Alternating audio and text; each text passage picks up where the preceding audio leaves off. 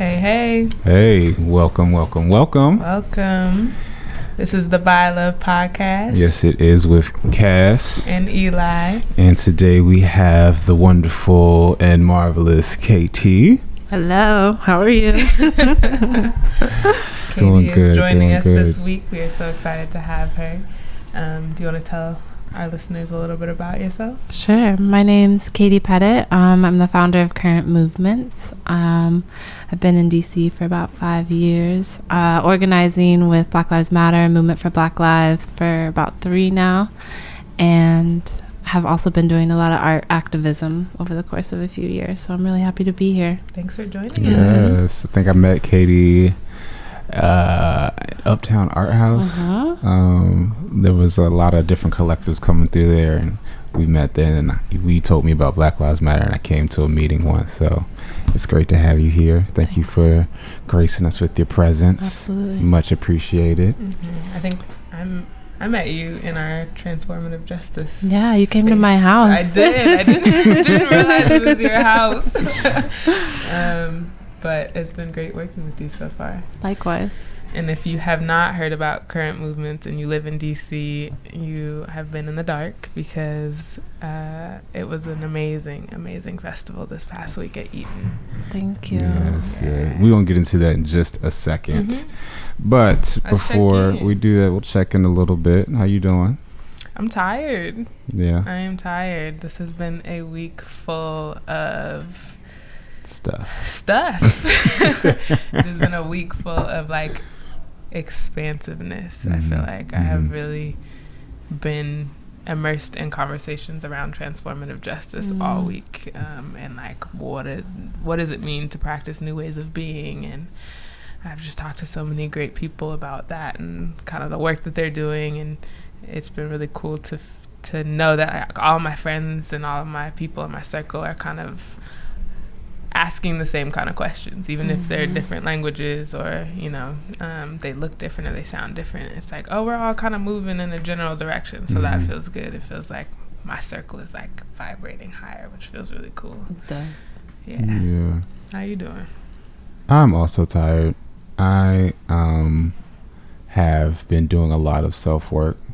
I actually just started. I got a therapist recently. Hey. Nice. Yeah. Congrats. So thank you. It's That's work. big. It's It work, is. but it is worth it. Excuse me, them W's. It's worth it. It's been challenging me to open myself up and dig a little bit deeper and grow. And this past week it's been a lot of burning internally, a lot of clearing space, and trying to build a different or new understanding of myself and the world that I live in. So it's been exhausting. Sounds like a lot of work. But to your point, there has been a lot of great events happening this week, a lot of good conversations that have supplemented that work. So I'm grateful. A little tired, but we're going to enjoy today. We're going to enjoy today and try again tomorrow, Monday, New week. So I'm doing good. Katie, how you doing? I'm good. I'm also really tired. Really You've tired. been moving this week. I've been moving, and a 6-day film festival. Yes. Birthing my baby, it feels like, and it didn't really hit me until yesterday morning, the 6th day. Got a few hours of sleep the night before and got in that Uber and was like, whoo, all right. It's time to go lay down. I'm tired. I'm just so looking forward to, like, while it's beautiful to see my vision come true and like have like the work pay off, I'm so looking forward to a time of rest and a time of self-care and just being about my business, like making healthy food and getting back into my meditation. And so I'm really looking forward to that as we start the new week. Yes, I think a lot of downtime is going to be required for a lot of us in these spaces. It's fall. Fall is here. Yeah. And winter's about to be here, and I've been ready to hibernate for weeks, and yet I keep finding myself taking on new projects and new things, and so I'm having a hard time sitting down myself, but I am trying to utilize this natural changing of seasons to also shift and really rest, because 2020 is gonna come. 2020 is coming very right quickly, around the corner. and it is going to be a whirlwind. I can already tell. It's a new century. Yeah. I'm sorry, It's decade. Wow, it really is a new decade. It's a new decade.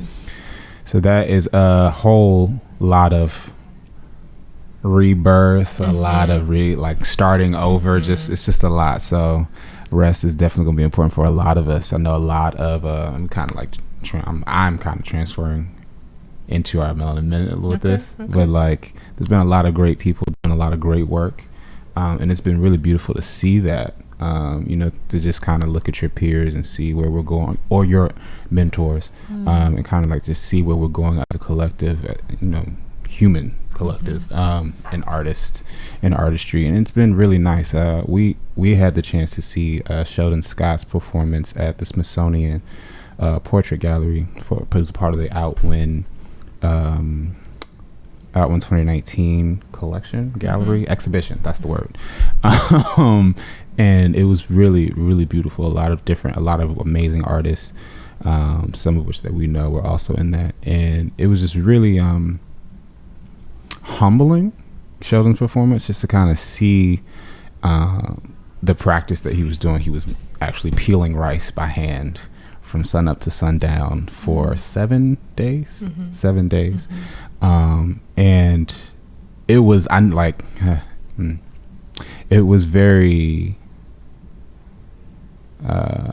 moving and powerful because of what it was about. It was kind of like looking back on the labor that was created or done by the slaves in this country, and then kind of reflecting on that, and how we look at labor and value systems. And it was just really powerful. I know you also saw it. I think you kind of grounded me in some things with that too.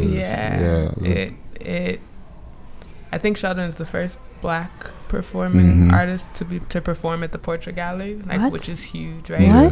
To have a 7-day performance in such a place. I think first, Off Rip was just that is monumental in and of itself, and then just to watch him peel this rice, and it is tiny. It is tedious. It is tedious, and he's standing there, and we saw the last day of the performance, which means he had been doing this all week.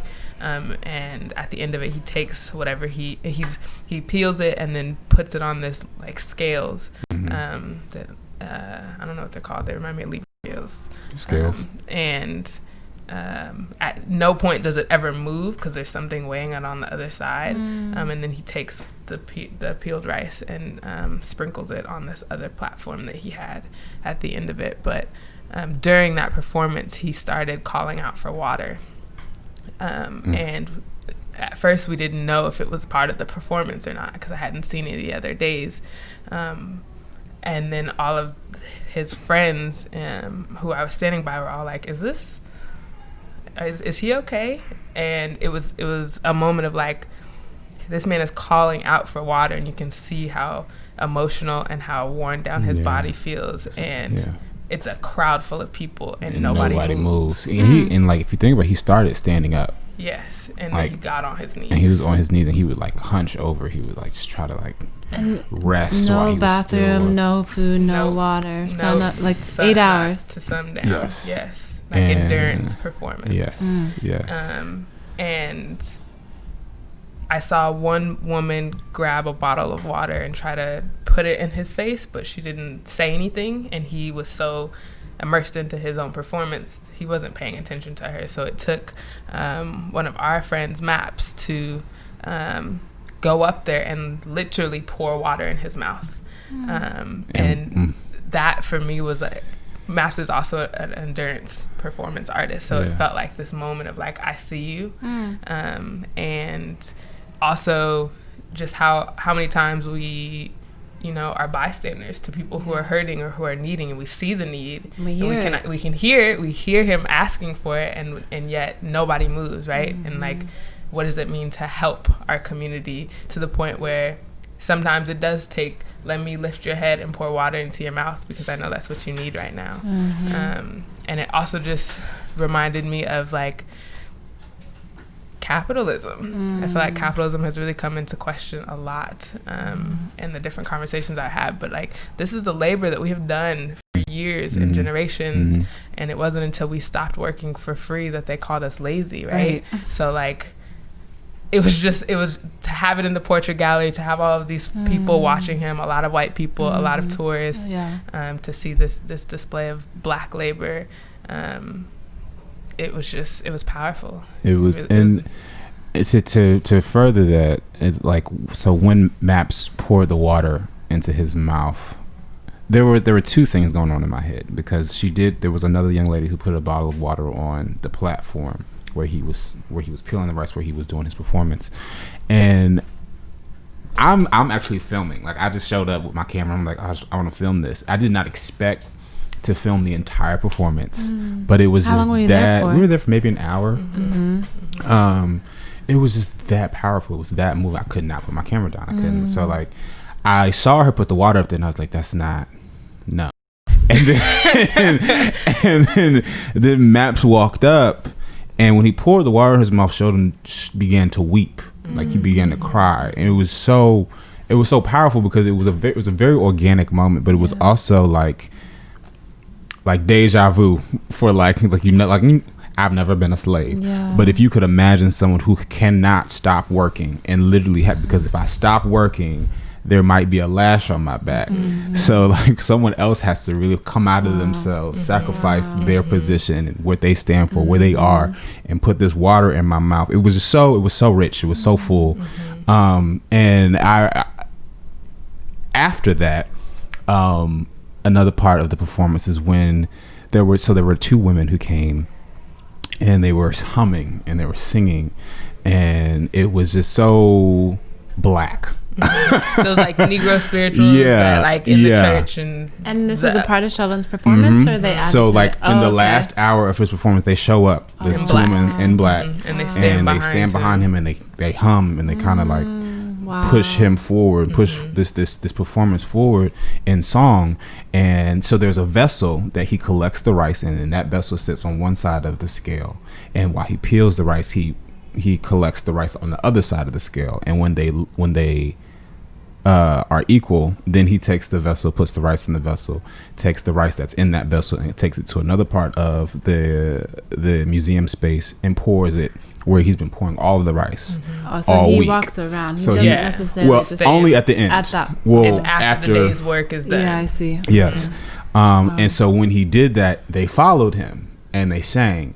And then after that, they toured throughout the entire presidential exhibition. So we're going past the whole crowd, Sheldon, these women singing, and then the whole crowd were like marching him throughout this museum exhibition around all these presidents.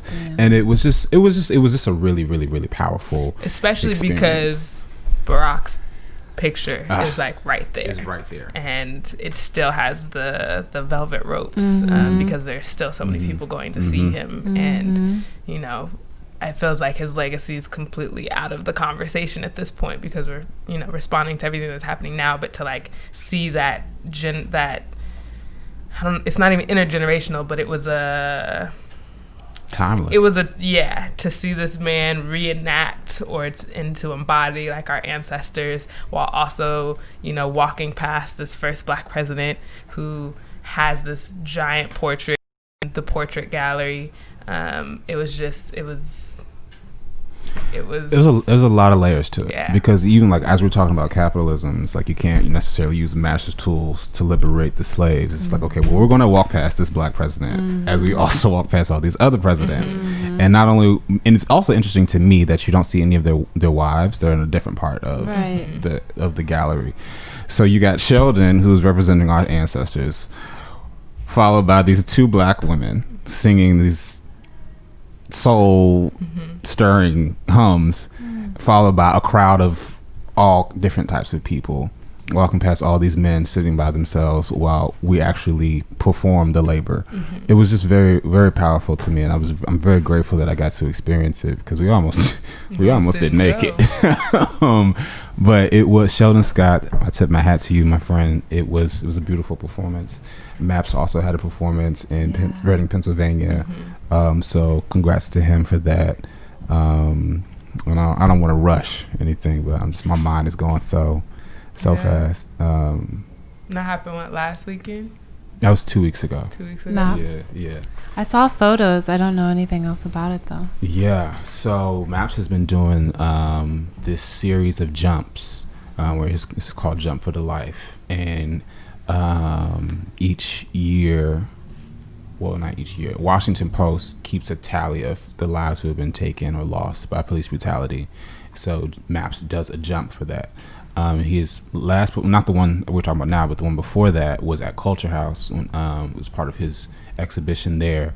And he jumped 655 times, I want to say is the number at the time. And so at that day, 655 people had been killed by police. This year. Yeah, to that day. Right. It's grown. Yeah, we had one here in DC 2 weeks. Yesterday. Like 738 or something like that. Yeah. At least. Yeah. So he had a performance up in Reading, Pennsylvania, where he worked with some of the dancers there, and they created this performance where they created a wave, and one person was in charge of like conducting the wave, and everyone else had to follow it. And it was just another organic experience of like the dancers kind of interacting with the content that he had presented, these people whose lives have been lost. And they kind of just embodied all the different parts of that, whether it be like a brother or a mother or just a friend, how we're all affected by that wave, by that life, and placing value on it. It was really a beautiful experience. It was beautiful. So lots of great art going on, and art that is like making us think. Yeah. And I think that is what has been really sticking with me lately. Is like, this is art that is accessible to people who would not normally be a part of the conversation. Yes. And I think that is what I have appreciated about it most. And performance art is one way to do that. Current movements is another way to do that, and bringing film into this conversation. And what does it mean to document our movement, document the realities that we experience now, and how can we use that to bring more people into the conversation?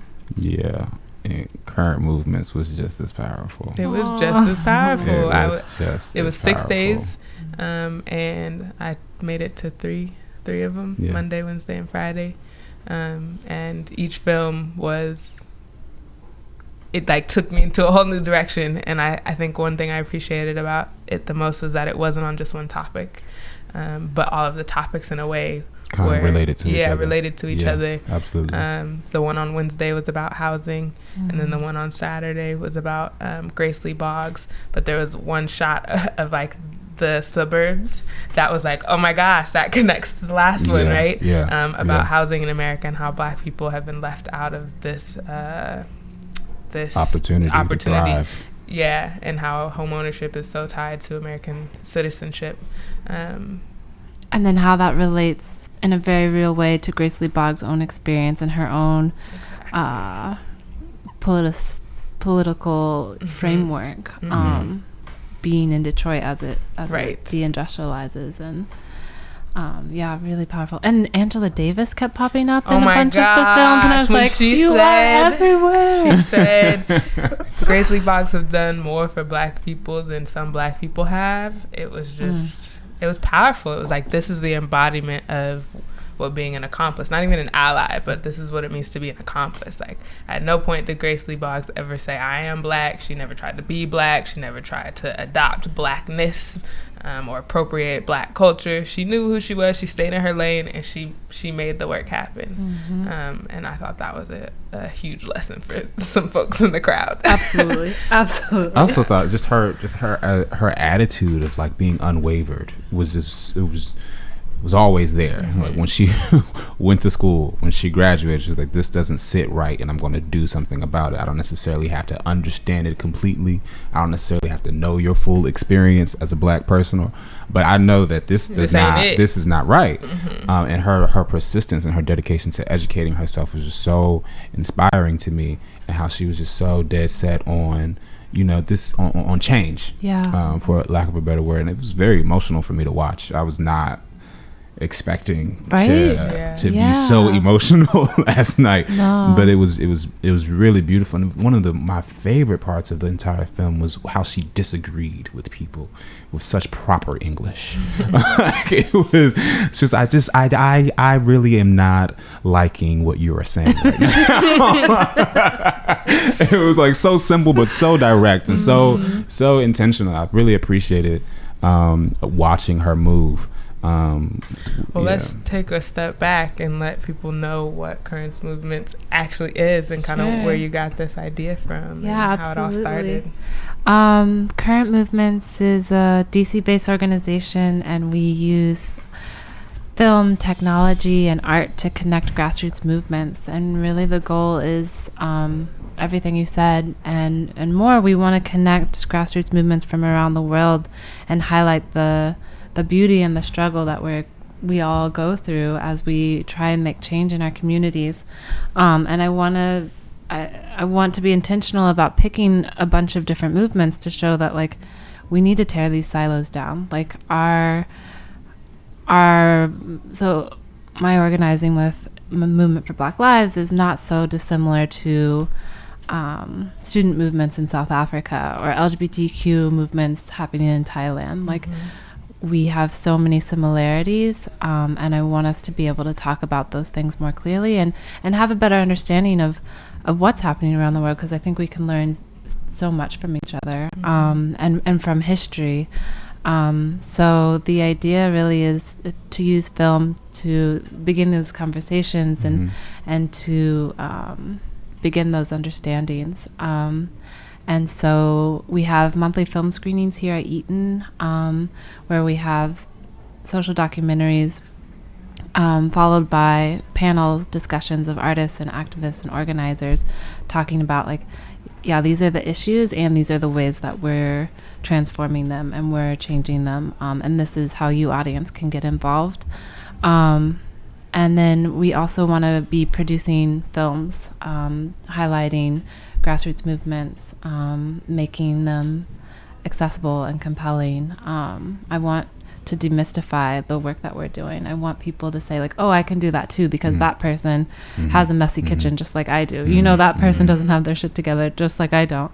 And I think we do this thing, and the Grace Lee Boggs movie really highlighted this. Like, we want to put people on this pedestal and say, like, oh, they were able to enact great change because they were close to godly, you know, like they were perfect in some way. And so myself, I can't do any of that. I just need to clock in, clock out, and, like, live my boring life. And I want us to better understand that, like, no, we all have to be a part of this, and we all can. So how can we depict that more clearly in our art, in our films?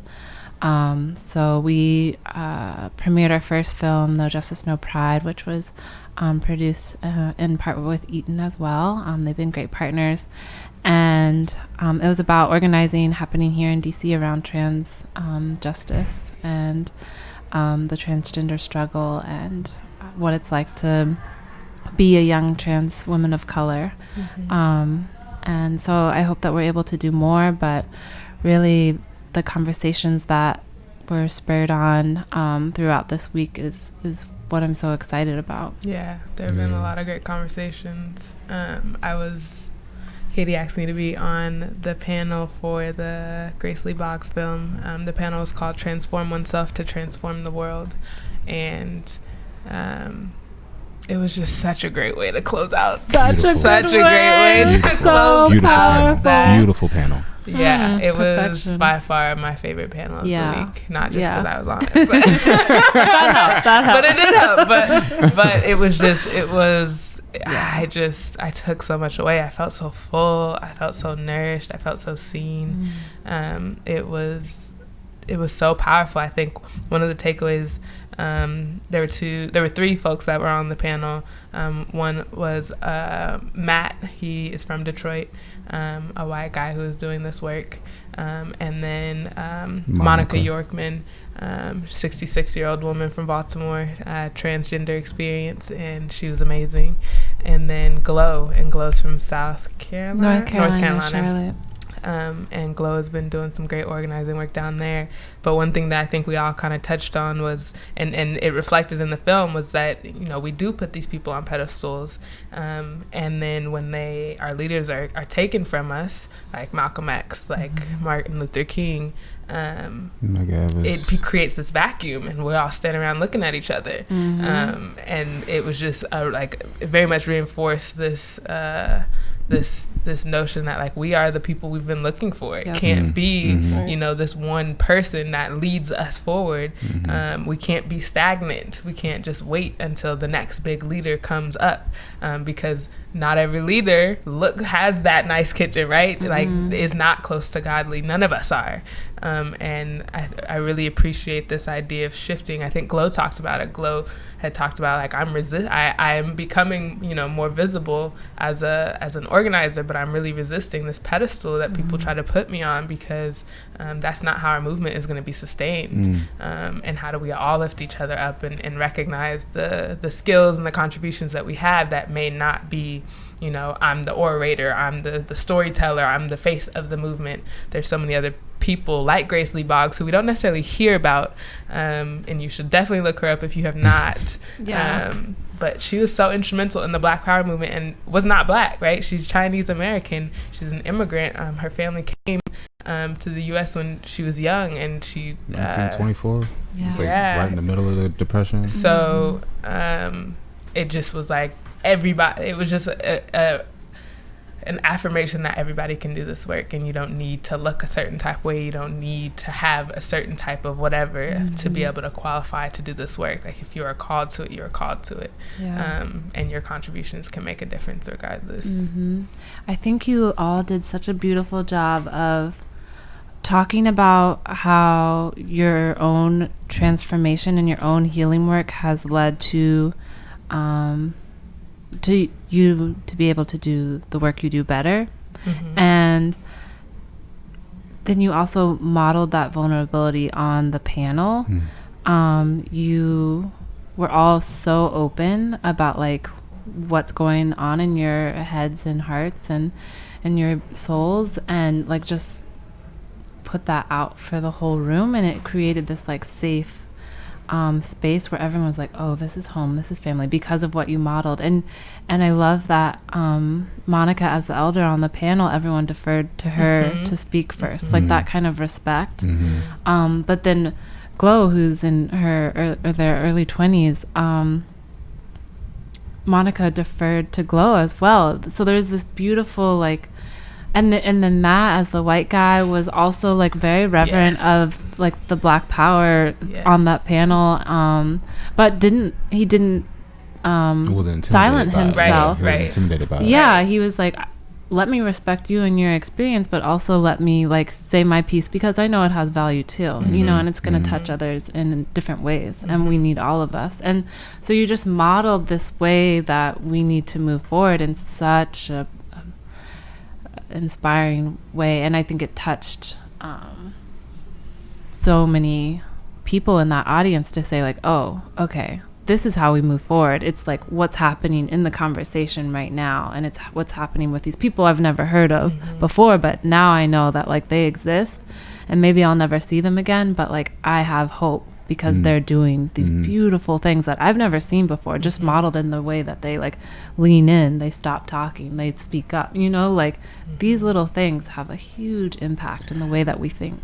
It was, and I just thank you again for bringing this, you know, because it was out of the current movement festival that we had this conversation, and I go back to that point, or about how we disagree, and, like, how there is a healthy way to disagree, because even on the panel, you know, Matt was very adamant in the education and the reading of, you know, the things that have happened, and how do we define the movements that we're creating. And Glow. I was gonna call her Joy, but Joy Same glows. Glow was just not there. She was like, I know there's so many people who are willing to do this work and want to do this work and need this work, but if I talk to them about 8 different books that they need to read, I'm gonna lose them immediately. And just to see how Grace Lee Boggs was like unmoved in disagreeing with someone else, with her colleague in the film, to then be on a panel and see how 2 people, a white man who was very respectful and a black woman who was very knowledgeable, see each other's point, was just very beautiful. It was like they came in disagreeing, but when they left, they said, okay, I just learned something, and I can take that and I can sit with it and I can reflect on it.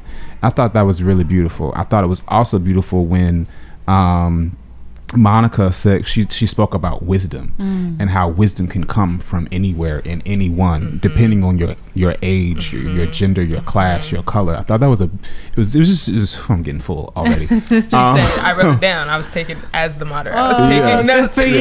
Yes. She said, spirit is timeless and ageless, so I never know where wisdom is going to come from. Yeah. And I think that was just so moving, because we often think like we leave young people out of the conversation so many times because we don't assume that they know anything, and we devalue their opinions. And then same with elders. Like one thing that I loved about the film is that Grace Lee Boggs talked about how hard it is to age and how like that is a check to your ego that you can't do the same things that you used to be able to do, and getting to the bathroom or changing my clothes becomes my main struggle of the day, right? Like things that we take for granted all the time are things that become very difficult, and how lonely it can be when you are aging, because we forget our elders and we forget our young people, right? And so to even think that like spirit and wisdom can flow through anybody, no matter what your age. We talk about, oh, so-and-so has an old soul, right? But then we discount that when it comes time to actually listen to somebody. And so it just made me open up again to the possibility, or just remind me that like, no, it's going to come from anywhere, right? It's going to come when it needs to come, and you're going to hear it, and you just need to be listening. Absolutely. You just Stay need to open. be listening. Yes. Yeah. Kudos to both of you women out here leading wonderful conversations. Yeah. Yes. It was beautiful. I was really grateful that I was able to just listen. So thank you both. Yeah. That was nice. Yeah, I think one thing that I have been learning is like how the healing and the self-care to transform myself actually does help the world. I have recently started a new job with an organization called Resonance Network, and we do a lot of we call it movement building and network weaving. And at first I was like, I don't know what that means. I don't actually know what that means. But as I have gotten into it, it really just means we are practicing new ways of being. Like we are practicing now for the world we want to live in, after all these structures that are around us are dismantling. We know that the current world order is crumbling as we speak. Everything is on fire, right? Everything is melting.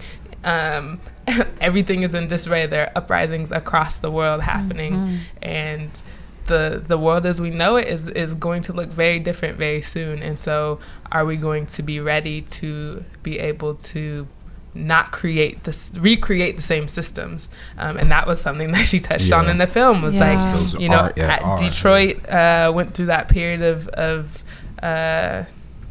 I don't know what the word is. Should call it rebellion? Yeah, it wasn't a riot, it was rebellion. But they ended up electing their first black mayor. And that first black mayor recreated, or just did what he was taught. Spend a lot of money in this automotive industry. And then a few years later, the entire thing crumbled because we started importing foreign cars. And so it was like, okay, well, now, at first we thought the step was we get our people in office, and then that is enough. And that's not enough, because we actually don't know anything different. And so what does it mean to practice those new ways of being, so that when these systems are said and done, we don't reproduce the same harm and oppression and toxicity that we have been taught. And so I have been in these spaces where it has really challenged me to think about how I operate as a human being. Yeah. And reflection has been so relevant in my life. And the way somebody described it to me was that like we as human beings are made of water. And all of the different reactions and responses that we do in response to all of the trauma and hurt that is coming our way is creating ripples. And we are responding all the time that we never have time to stop and think. You can't see reflection if the water is not still. And so how do we still the waters within ourselves long enough to realize what is not ours to hold, what is not ours to keep, what was being taught to us versus what is actually in us, like where's our spirit that has been beaten out of us, right? And so to be able to still our waters long enough to know and reflect on like what is working, what is not working as a movement, as a people, as a collective, as an individual. What is working for me? Am I just doing the same things because that's what's been taught to me, but it actually doesn't feel good? And so it's really been challenging me to do that internal work and to be able to really like sit with myself and be like, okay, I got some work to do, because right now I'm operating out of a space of scarcity, and that's what capitalism teaches me. And so what does it mean to practice out of abundance? And that has been really scary at times. What does it mean to know that I have enough and that I am enough and that what I have right now with me is enough and that is okay, you know? And you said that on the panel last night that you're up to 3 minutes of meditation. 3 minutes of meditation. Amazing. Yeah, I downloaded Headspace and did that little 10-day free trial thing. That's so great. Because I've wanted to meditate, or at least I've heard that it is good, but I'm not about to sit here for hours and hours. Like, my mind is just racing. It's hard. It's so hard to quiet those waters, like you said. It is so hard. So I've just been trying to practice my little 3 minutes a day. And it's not every day. It's not most days.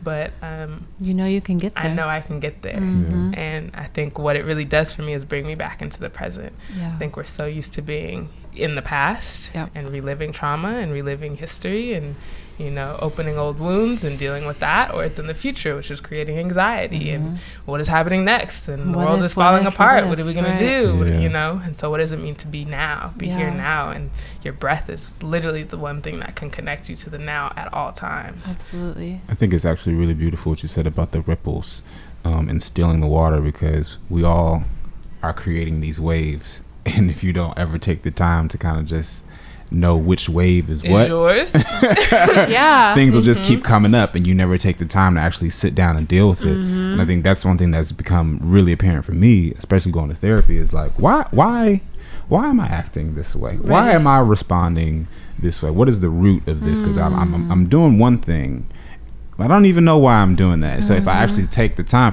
and I'll speak from personal experience, a lot of it is rooted in childhood. And if you never sit there and actually, you know, patch over those wounds or actually deal with, you know, the fissures, you know, as Glow was saying, you know, they just widen and they keep bigger, and the problem gets harder to deal with.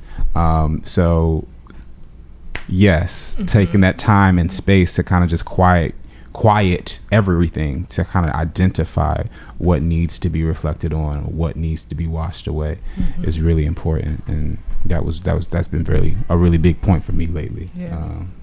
And I think Matt talked about on the panel last night, if he doesn't do his meditation in the morning, then he's just a jerk during the day, which I really resonate with.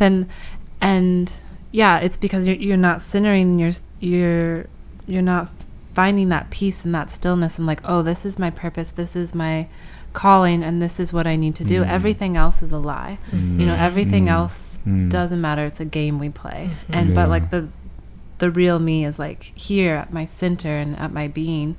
And I think that's what Grace was saying in the film, was like, she's so clear-sighted, you know, and I don't know if she had a meditation practice or you know, that didn't come through in the film, but it was apparent to me that like she just knew where the truth was and where the lie was and where she fit in all of that.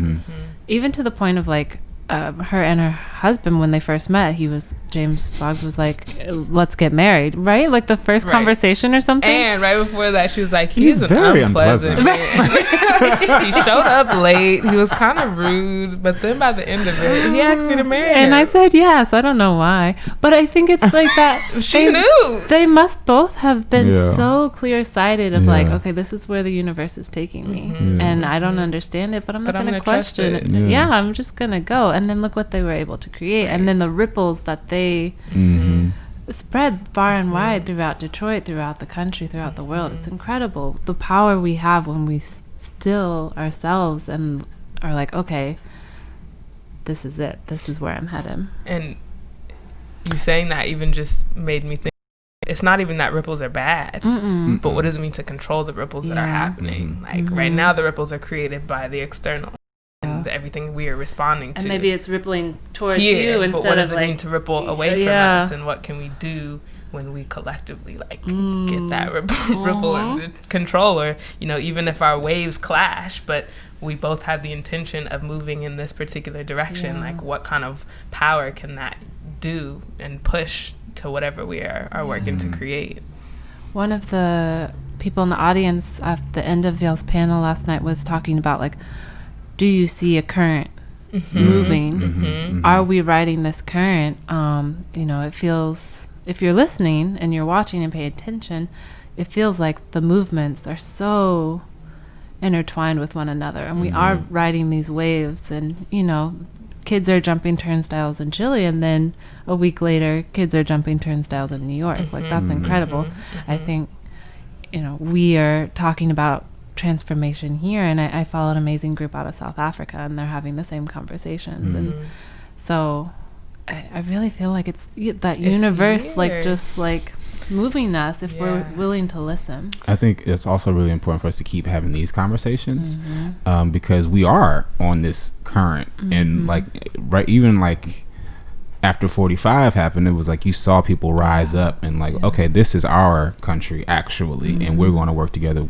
Bump whatever you're doing over there on Pennsylvania Avenue, but there was this unity that kind of came up, and I think that's one of the really important parts of that is like when we saw the riots or the rebellion happen in the film, Kass Eli Boggs was saying how like that happened, but then right after we became more fearful of each other, and like if we are on this current right now today and we're not communicating with each other, we're not making these networks and these connections where we know how to survive, we're just going to do the same thing. We're just going to be afraid of each other at the end of the day because it's every man for himself. Right.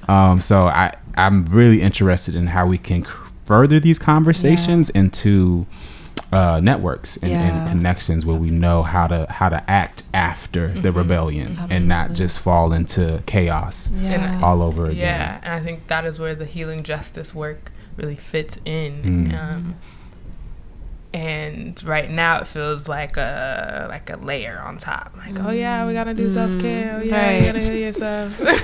Oh yeah, right? It's the afterthought. But like there's usually a space of activism and then a space of reflection. And like there are these spaces of rebellion and then there are these spaces after where there's been a lot of harm and trauma that just happened, whether you're burning shit down, whether you're jumping things, whether you are, tearing down a system, there is harm that is caused, and that is where those healing spaces come in, both individual and community. Something Glow lifted up was Glow witnessed somebody die as a result of police brutality, and they were like, nobody was there to ask me how I was doing. There's no online support group for people who witness police brutality, and like, what does it mean to experience that? And I feel like that is exactly where the healing justice comes in. What does it mean to be able to immediately deal with the harm with like therapists, talk therapists, like Reiki energy healers, body workers, because that stuff sits with our spirits. It like manifests in our body. Sometimes the pain we feel is not like because I scratched myself or a physical thing. Sometimes it's the emotional manifestation of stuff. And so what does it mean for our community to continue to heal as we're moving? And healing is not an end goal, it's a process, but I think healing is to build resilience, to be able to bounce back from whatever the harm was, to be able to keep going and not get burned out and not get burnt out. And so I feel like that's exactly where, you know, we fit in as healers in the movement, and it's very integral in the movement. It should be embedded in the movement and not an afterthought, and not a, oh yeah, I'll do my self-care right after I finish protesting all week, right? It's I'm gonna protest and self-care every night, right? When I'm or every other night, or whatever that routine, or 3 minutes a day when you can, you know, and making that a daily practice, or at least a practice. I was a part of the J20 protests when Trump was being inaugurated, and it was incredibly beautiful. Thousands of people from around the country and just around the city coming in to say, like, no, this is not okay. Like, let us all come together across issue, across race. Like, there were PETA organizers, feminist organizers, indigenous organizers, Black liberation, just everyone. And people were out in the streets that day, and then months and months and months after Trump was inaugurated. And then it burnt people out. People were exhausted, people were angry, people were infighting. And I think after about a year of that, people were like, okay, we have to change something. And I think for what I've seen in DC, that's really when the healing and the self-care really grew. And so that's been about a year of healing justice and transformative justice. And I think where we're at right now is what you were saying just now. Like, folks need to understand that it's not an end goal, or it's not going to like happen overnight. And that Glow talked about this really beautifully too. Like, while they are transforming day by day, like, they still have anger, or they still have rage, or they still are a shitty person sometimes. And I think where we're at right now in our movement, which I think we have a long ways to go, but like, we're starting to say, like, oh, okay, yes, we're tired. Yes, we need to keep going. Yes, we need healing all along the way. But if you do mess up, it's okay too. Like, you're not done because you messed up that one time, or because you have consistent patterns that you haven't been able to break since childhood. Like, we still need you. And like, perfection is a tool of our oppressor. It's like this white supremacist idea, and it's not helpful. And we have to like start letting ourselves not be perfect, and letting each other not be perfect, and say, like, okay, you're really shitty sometimes, and I'm gonna let that go, and like help you walk away from that, and like learn and transform and grow.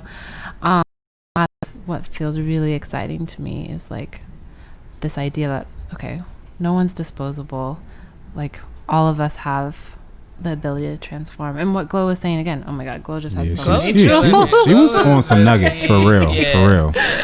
Glow was talking about, I mean, so they saw the murder of a young protester by the police, and then were essentially charged for it, right? And then experienced all this horrible trauma from it. And so they were rightfully, as us all, are angry at police, right? But then what she came to, and what they talked about on the panel, was like, I no longer want bad for them. Like, I want their transformation, because with their transformation we have more hope. And that's the world I want to build. I don't want like bad things to bad people. I want good things and like healing for all people. And that is just that's radical. And I think that, you know, if we break it down, canceling people, cancel culture just disposes of the people but does nothing for the system. So what does it mean to transform those people in those roles, in those systems? A lot of times it makes things worse. Right. Right, because it's just going to be replaced with a new person. Like, just because we, you know, elected a black mayor or a black president doesn't mean all the issues are going away. The system is still there. And so if we transform the people in those spaces, then like, what of change can they now make to that system? And I feel like, you know, resisting cancel cancel culture is practicing new ways of being, right?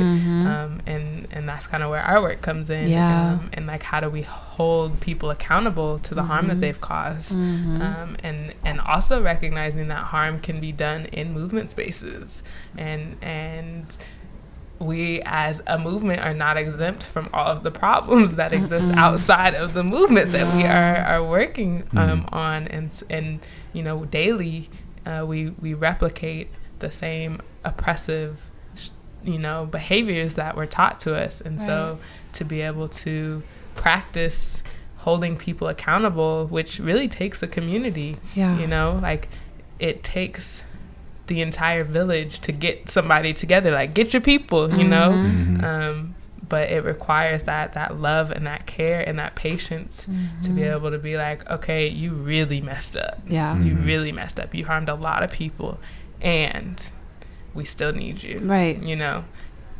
Just the level of humility it takes just to even get to there is profound to me. Because even what Glow was saying was like, yeah, you killed someone, and parts of me want all of you all to die. But if I take that bullet and I put it through your head, now I've got your mama, your brother, your friend, your son, your daughter, all of your networks and communities against me. And now we create a war. Right. To just realize that and not be like, nah, bump all of y'all. Like, you just killed, like you did it first. Like, so like to even just to hold that is really profound to me. And it's a lot of, it takes a village, and it also takes oneself. And you kind of have to be willing, because if you're willing, it might just take, you know, the neighbor to get you in line. But like, it may not take the whole village. And I thought that was really profound, something that she said.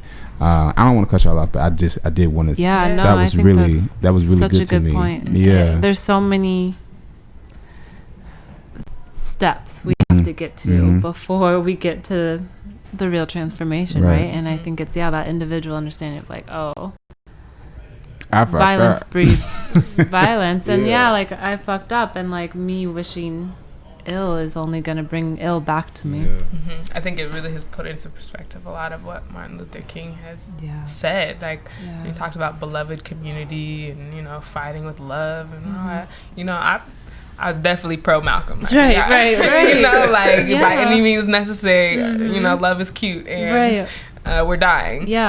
But I feel like it's only recently that I really understand now what he was talking about with love. Like, I have to love you. I have to love humanity. I have to find that thread, that spirit between us to not say, fuck it, and let me just kill all of y'all, right? Because y'all are killing us. It really takes us looking at each other as human. And I think Matt said it on the panel yesterday, where he was like, what does it mean to organize around the human desire to be who we fully are, not around issue areas, not around housing and police brutality and climate change, but that desire to be fully human and whole. What kind of change could we make around that, rather than and thinking about, for me, that means all silos are broken down, because all of the issue areas really are tied together. And so if we are all really just yearning to be seen and to be whole and to just exist, there's so much more power that comes in that. But that also means we got to love each other. That also means we got to see the human in each other. We also got to like connect spiritual to each other. And it can't just be the words, the intellect, it has to be a full mind, body, spirit connection. Absolutely. Yeah, we got to heal ourselves. We got to be honest and open with ourselves before, you know, if you, as you said, you know, change yourself and change the world. It was. And to be patient with ourselves, because transformative justice, the phrase is, you know, new-ish. And we've never in our history, especially as Black folks, have had the space or capacity to even dream of something bigger, right? Like, we dreamt for freedom. Our ancestors dreamt for freedom. We are what freedom looks like to them. And now what does our freedom look like for our next generation? But we are practicing new ways of being, and that, like, it sounds simple, but like it's never been done before, ever. We only know capitalism, we only know like toxicity, we only know harm, we only know what oppression feels like. What does freedom feel like, right? How can we practice that today? How can we embody that today so that we can move towards that, but being patient in the process that we are going to continue to mess up, because it's still the still harm, in us. Yeah, it's in us, it's ingrained in us, it has been ingrained in us, and it's still being taught to us. Like, we're not outside of the society and the system that we're trying to dismantle, so we are internalizing it, and we're doing the work to undo it at the same time, and we will mess up. We will. And I think you're right, there's so much humility in that of like, oh, I'm never actually gonna know it all, or like I'm never actually gonna get it right. And to see Grace in her 90s, and the director, her name is Grace Lee, not Grace Lee Boggs, which I was confused. I was like, Grace Lee Boggs made a documentary about herself? Wow. Woman. But Grace Lee, she was like, you can't be perfect, you can't not doubt yourself, you can't, you know.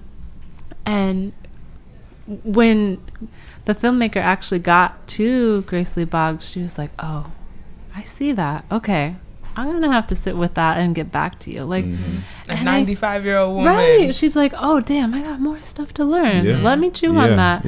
And I think our culture, especially around patriarchy and capitalism, like I was saying before, like teaches us this perfectionism, but because of that, we cannot admit our own wrong, and that vulnerability is then seen as weakness that other people can prey upon. And people do, right? But I think what I've been talking a lot about with a friend is like, if we really want to be radical, if we really want liberation, we have to learn to be vulnerable. We have to learn to open up and say like, oh, we were wrong, I was wrong, like I don't, you know, here I messed up and I don't know where to go from here, but like I know that I need to. And that's, I think, how we tear down patriarchy and capitalism, is just like that vulnerability and that openness to be like, oh, I don't know it all, let me shift, let me go this way or that way, or like just sit and listen to someone who might know better than me. You had a question or a charge for us at the end of the night, which was to challenge or to think about what freedom looks like. What do all of these buzzwords look like for us, whether that's love or joy or liberation or freedom? So I want to ask you what to pick one, maybe liberation, maybe freedom or love, but what does that look like to Katie Petit? I think freedom looks like what Matt was saying, of like, how do we, each of us, live in a world where we can all fully be ourselves and live fully into our potential. And a lot of the organizing work I do is like centered around that. Like, how do we, I really want people to leave their 9-to-5s if they can, and if they're able and then they're willing to. And then how do we have a community that allows them to do that, so they can go live their full potential? Like, maybe it's art, maybe it's film, maybe it's dance, maybe it's cooking, or, you know, maybe, I don't know what it is, but like, it's probably not what they're doing. And so how can we as a DC and larger community create safety nets where they don't fear like homelessness, or they don't fear scarcity, or they don't fear like that vulnerability and like doom if they leave their job or leave whatever situation they're in, that's keeping them from being their whole selves. So yeah, I've been working on a lot of just wealth distribution. I've raised close to $100,000 this year, no strings attached, from wealthy people in the movement who just want to give it to folks like us, like POC organizers who are just trying to live their dream. And I want to be able to do more of that, because yeah, I think capitalism keeps us in this like cycle of fear and scarcity, and as soon as you start to say like, oh no, I can stand on my own 2 feet without that, community does have my back, like abundance is real, like the money will come. Like Monica was saying, like, I'm not poor, I live on a fixed income in a senior home apartment, but like I'm not poor because I have everything I need. I got my food, I got my rent, I got my community, I got love, I got myself. That is so beautiful and profound. And if we can get more people to think that way, and to be able to thrive in this world that we have now, like, I think so much is possible. So yeah. And I think that is a great example of abundance. And what does it mean to live in abundance? Basic needs are taken care of. Monica wasn't saying I needed a big mansion and 7 cars, and I'm not trying to have, multiple digit salaries, right? It's just my basic needs are taken care of, and I'm doing the work that I want to do, or I'm living the life that I want to live. And capitalism is what teaches us that we need more. We got to take more. We, we need more things. We need more money. We need more people. And it just reminded me of a conversation that I had recently with a friend about what it takes to fund the movement. Sometimes it is money. Sometimes it is that no strings attached money. But our ancestors, right after slavery ended, we didn't have anything. We had nothing. We literally had nothing, and we did more with nothing than we did with what we have now sometimes. And thinking about those concrete skills. I don't know if they're like hard skills, right? There's so many other things that people can contribute to the movement that isn't necessarily the organizing, front lines. I got a picket sign or I'm going to Congress and advocating. Like, it's all the other soft skills, the conflict resolution, the healing, the caretaking, the doulaing, the mothering, the community building. All of those skills matter just as much as the money. And and that's part of making the movement accessible. What skills can you contribute? And it doesn't have to be what we're used to seeing. It doesn't have to be just money. It doesn't have to be just the physical labor. It can be all of these other things as well, and that's just as important. Yeah, and it has to be, right? Because if we were creating a whole new system, we need it all. And I dream of a day where we as a community can provide enough for doctors to leave the medical system and just serve us, and do their passions without all the bullshit of pharmaceutical whatever, but just be our doctor. And what does it mean to fund the medicine folks in our communities who are doing that work in another way that is not Western? How can we make sure they survive and they're good too? Not just survive, but thrive. Exactly. What's your idea of freedom? I'm still learning. As I said before, I'm clearing. There's a big fire going on internally with me, burning a lot of things. But I think freedom looks a lot like what you're describing. Or I don't necessarily have to go to work to come home. So I don't have to have a 9 to 5, so I can be comfortable, and I don't have to. I can share that, I can take care of myself, not have to be a slave to someone's institution or company, and I can share that with the people that I love, and it's enough. It's more than enough.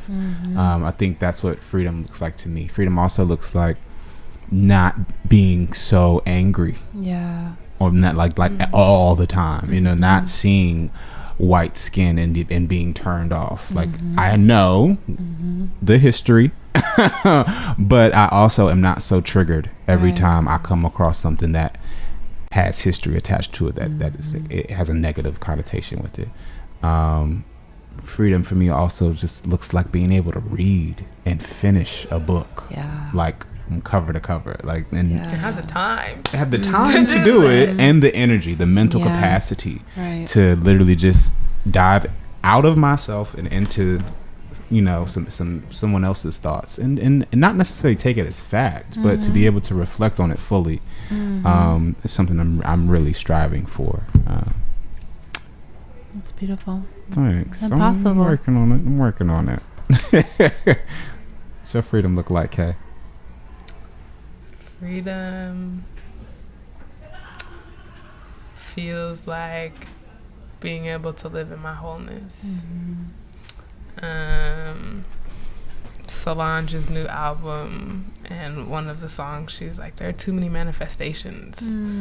Like, there are too many different sides of me. There are too many different pieces of me, and they may not all show up at the same time, but I don't have to shy away from any of them, and I don't have to feel guilty about any of them, and I also don't have to feel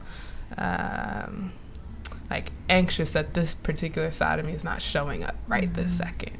Like, sometimes my creative side is popping. Great, lean into that. Sometimes it is completely dormant, and there's another side that is very present, and it's doing its thing. And then there's also the shadow sides that I don't be liking to look at, and they're still there.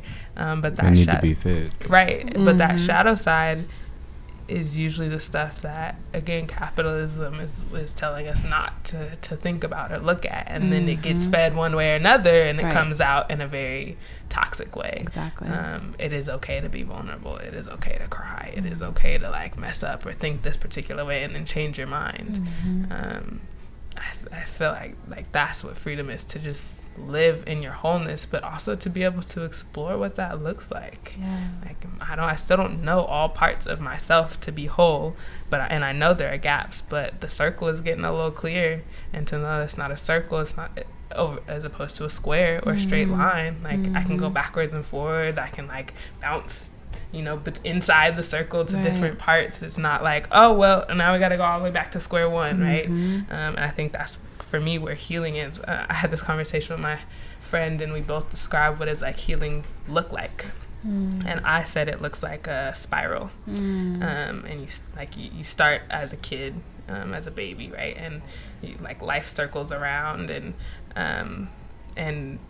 you may have an instance of trauma or something that happens to you, and as you address it, the circle gets bigger, right? And you may come across that same like mark in your life, and it'll get easier to be less triggered. And so as your circle gets bigger, you have a better capacity, a better understanding of how to deal with it. It doesn't mean it goes away. It just means there may be a lot more time in between when it surfaces again.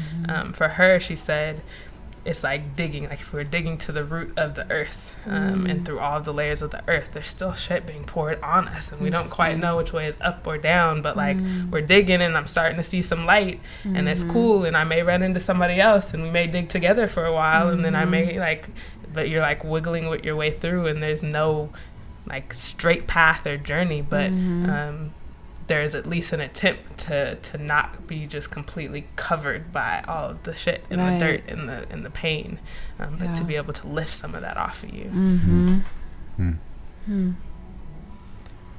So important. Knowing what you know today, this is a two-part question, and we can all answer.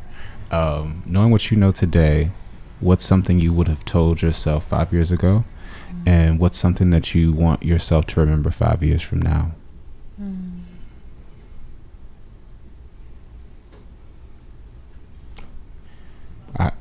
Do you want to start? Me? Okay. Go ahead. Knowing what I know today, something I would have told myself 5 years ago is to address things head on, to be vocal, to stand up for myself, and to trust myself. Because I spend a lot of time just like reflecting on, do I really feel that way? Is that how, this just happened? I don't know how I feel about it, and I would just kind of just stifle it and not say anything and keep moving. And I think I would tell myself back then, what you're feeling is valid. Your experience is your experience. Feel that, lean into that, and then speak up for yourself, and then keep it moving. Because what you were saying is when you ignore it, kind of creates a fissure, and then you keep coming around, and every time you come around, you got to go around it, and then come back again, and then go around it again. And then the circle gets bigger, and the fissure gets bigger. And you keep having to go take a longer route around that issue that you never dealt with. So that would be something I would tell myself 5 years ago, and 5 years from now, I would remind myself to rest. And that it will get done. Whether you do it, your mama do it, somebody else do it, it's going to get done, and you don't have to do everything. I would tell myself that, and I would remind myself to rest and let things happen. Don't push it, don't force it, just let it happen in its own time. Who wants to go next? Do you have an answer? 5 years ago, I was married. Wow. And I had a nonprofit job. I was living probably up the street at the convention center, like nearby. I had a very different life, and I was miserable. I hated so much of it. And it was really, really hard to leave all of that. I did a lot of yoga and a lot of meditation, and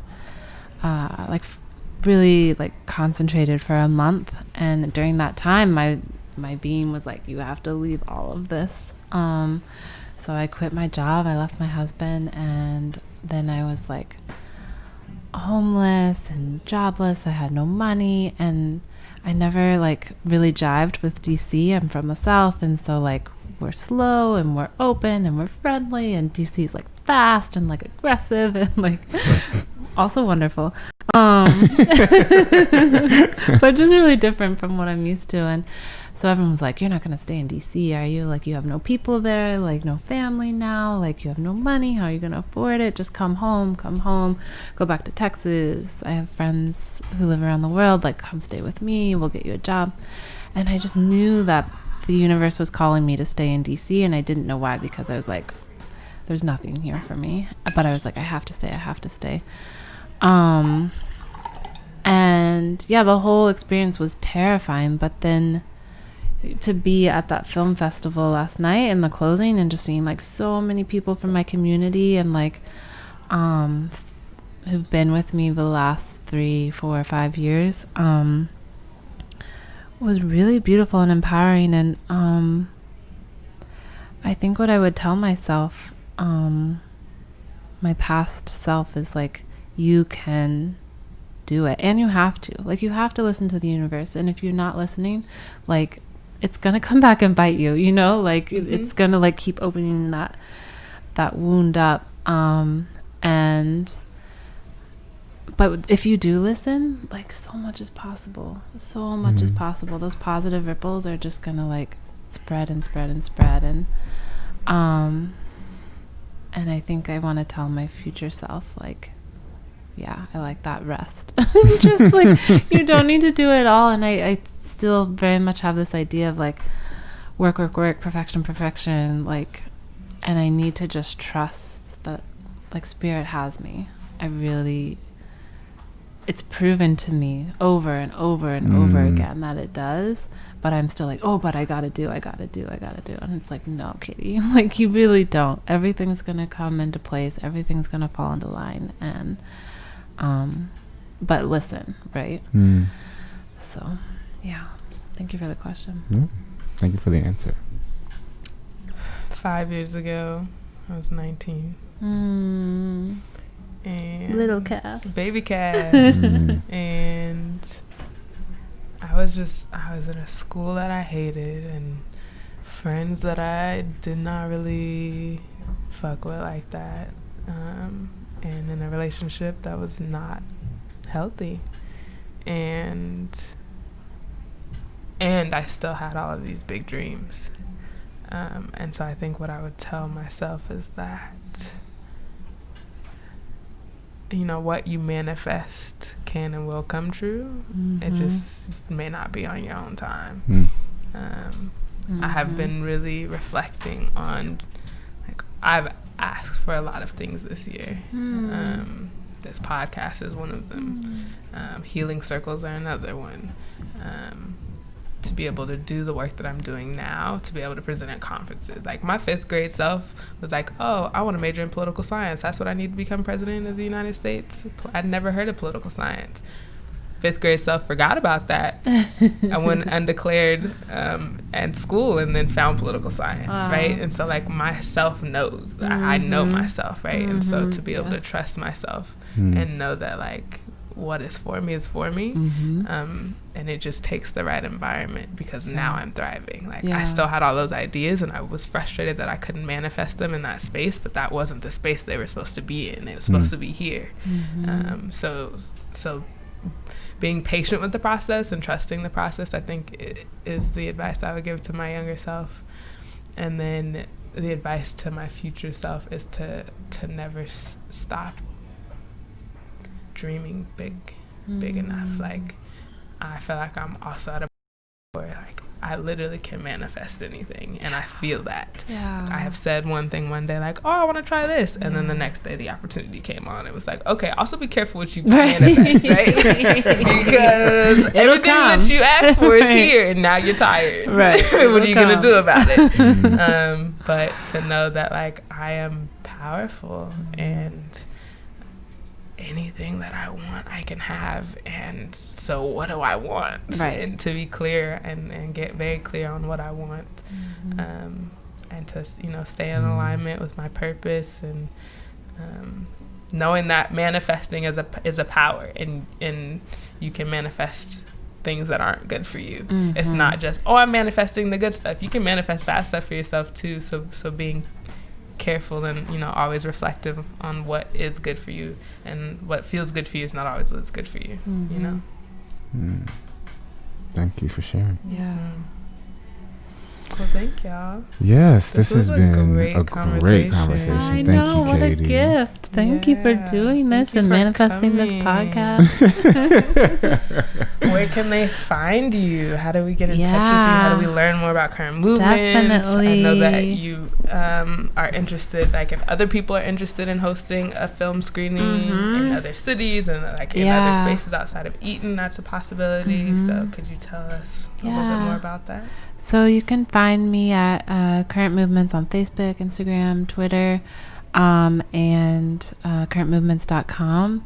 And very, very excited to build and connect and network with folks here in DC and all over the place. We're doing another film screening December 14th on the prison industrial complex system, and folks who are working on it. A lot of beautiful folks working to abolish prisons here in the city. And if you have something that you want to screen or a topic that you want us to highlight, we're very willing to partner with you. I'm actually working with this woman named Jamie in March, who runs Black Women Radicals or something like that. So I'm really excited about, like, all of those opportunities that are coming. I'm also really interested in finding ways to, like, produce and co-create documentaries about the work that's happening. And we're dreaming about ways in which we can continue conversations around media and the movement. So maybe it's an online forum, maybe it's like a separate Instagram account where we're discussing these things. So yeah, just hit me up, DM me, and we'll figure it out. Cool. Dope. Yes. Let's leave with an affirmation. You can find our podcast.